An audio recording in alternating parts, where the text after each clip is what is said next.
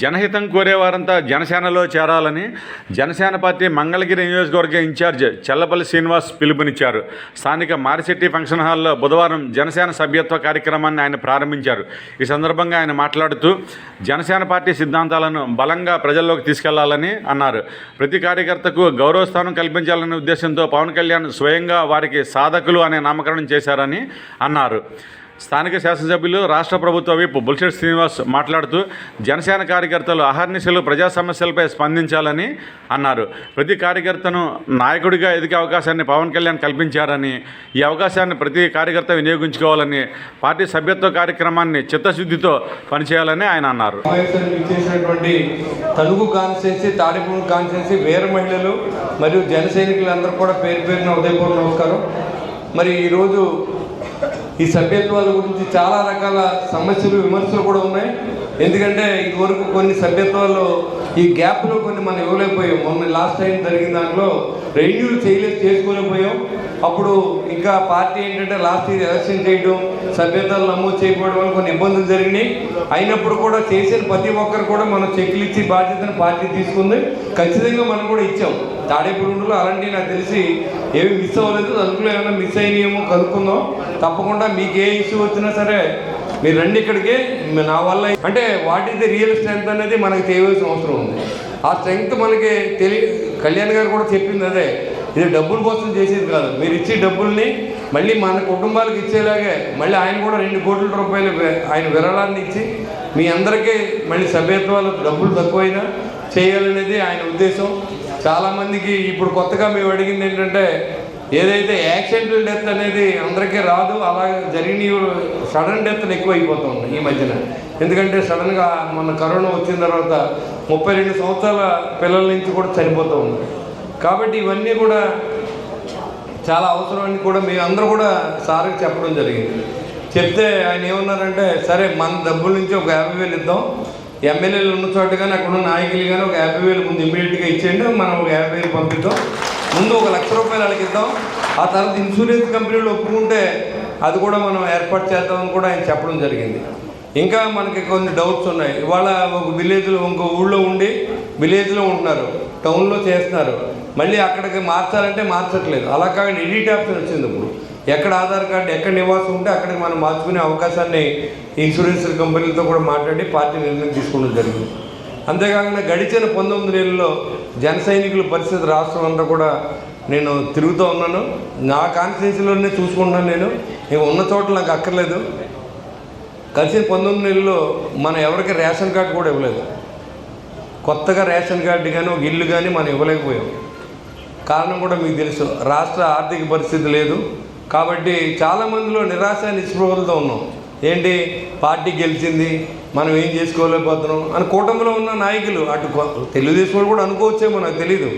ఎందుకంటే ఇక్కడ కొన్ని కాన్స్టిట్యున్సీల్లో రేషియో ప్రకారం పదవులు పంచుకోవాలని, మీ ఎమ్మెల్యే ఉన్న చోట ఒక రకంగానో ఎమ్మెల్యే లేని చోట ఒక రకంగానో జరుగుతూ ఉంది.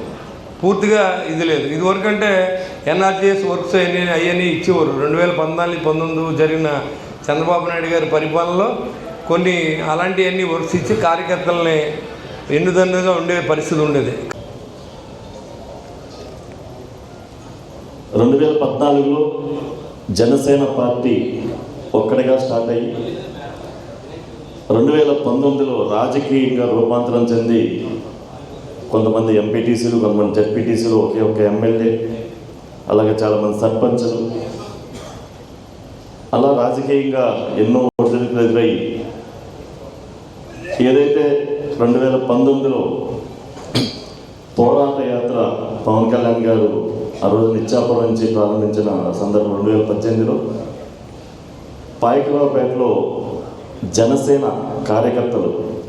కార్యకర్తలైనా వీర మహిళలన్నా కూడా ఏమీ ఆశించకుండా పవన్ కళ్యాణ్ గారి కోసం, ఆయన ఆశయాల కోసం సొంత డబ్బులతో పెట్రోల్ కొట్టించుకొని బల్ల మీద, అలాగే వీర మహిళలు ఎంతో దూరం నుంచి వచ్చి ఆయన సభను విజయవంతం చేసే విధంలో చాలామందికి పాల్గొంటారు.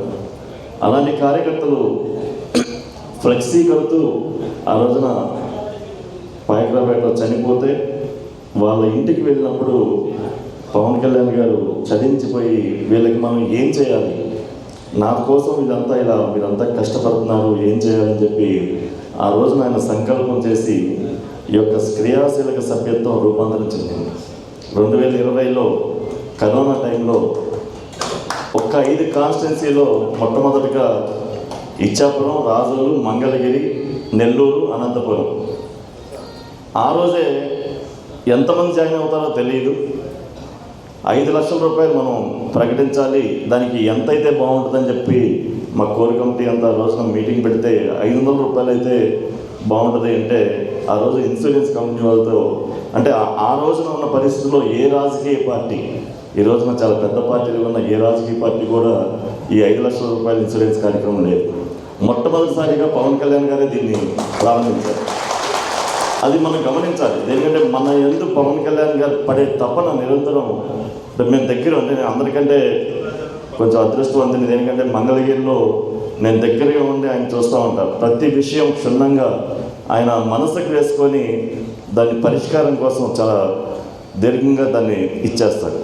అంటే నాలాంటి వాళ్ళకి అనిపిస్తుంది ఎందుకు ఇంత తపన పడుతున్నారు అంటే జనరల్గా ఏదో సంస్కృతంలో ఏదో మాట్లాడతారు, ఒక సమస్యని మైండ్కి వేసుకుంటే చాలా చలించిపోతాం. అదే సభ్యత్వాన్ని మనం పెంపొందించి మన ప్రభుత్వానికి అంటే జనసేన పార్టీకి మరింత బలం చేకూర్చాలని చెప్పి పవన్ కళ్యాణ్ సంపించారు. ఆ సంకల్పంతోనే మనం అంతా కలిసి ఏదన్నా చిన్న పొరపచ్చాలన్నా కూడా కలిసికట్టుగా అంటే ఇందాక మేడం గారు చెప్పారు, వైఎస్ఆర్సీపీ నుంచో ఇంకా ఇతర పార్టీ నుంచో మన పార్టీకి వచ్చిన వాళ్ళకి గౌరవం ఇవ్వండి. మొదటి ప్రాధాన్యత మొదటి నుంచి మన పార్టీలో కష్టపడే వాళ్ళకి ఇవ్వండి, వాళ్ళకు కూడా ప్రాధాన్యత ఇవ్వండి. వాళ్ళు ఎందుకంటే పవన్ కళ్యాణ్ గారు 21 సీట్లు పరిమితం కాకూడదు. ఈ రోజున పవన్ కళ్యాణ్ గారు ఉప ముఖ్యమంత్రి, రేపు ముఖ్యమంత్రి ఆ పై స్థాయికి వెళ్ళాలంటే మనం 175 స్థానాల్లో పోటీ చేసే పరిస్థితి రావాలి. అలాంటి పరిస్థితి రావాలంటే మనకి ఎవరైతే వచ్చారో వాళ్ళందరినీ ఆహ్వానించి మనం చేసుకోవాలని చెప్పి ఈ సందర్భం తెలియజేసుకుంటా ఉన్నాం. అంటే మన సభ్యత్వం ఎలా తీసుకువెళ్ళాలంటే తణుకు కానీ అలాగే తాడేపల్లిగూడెం కానీ దాదాపు 40 పంచాయతీలు 50 పంచాయతీలు ఉంటాయి. తణుకులో కూడా మన పంచాయతీలో కూడా 12-13 వార్డులు ఉంటాయి. అలాగే మున్సిపాలిటీలో కూడా వార్డులు ఉంటాయి.